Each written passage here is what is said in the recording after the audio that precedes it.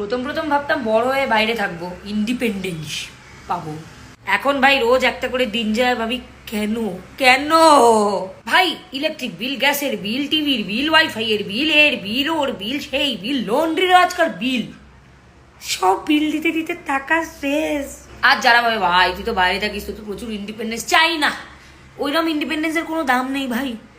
বাড়ি এসে কখনো কখনো বাসন মেজে খেতে হয়। ব্রেকফাস্ট কি জিনিস যবে থেকে বাইরে এসেছি তবে থেকে বুঝি না। ব্রেকফাস্ট কি ভাই? কত বছর হয়ে গেছে আমি ব্রেকফাস্ট করি না। আর যারা ভাবো যে মা বাবা বকছে, আর ভাল লাগছে না, এটা থেকে দূরে গিয়েই থাকি, ভাই একবার গিয়ে থাক, শুধু একবার শুধু যা। রোজ কেঁদে কেঁদে কেঁদে কেঁদে ঘুমাতে হবে ভাই, আমি বলে দিচ্ছি ভাই।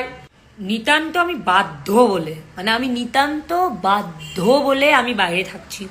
যদি আমাকে কেউ আজকে বলে না ভাই তুই কলকাতায় আয়, একটা মিনিমাল ভালো স্যালারি দেবো, বিশ্বাস কর আমি একবার ভাববো না ফেরার আগে। কিন্তু এটা তো কলকাতা। আর ভাই এখানে যবে থেকে এসছি না তবে থেকে আমি টাকার হিসাব পাই না ভাই। কোথায় আমার টাকা? আমার টাকা কোথায়?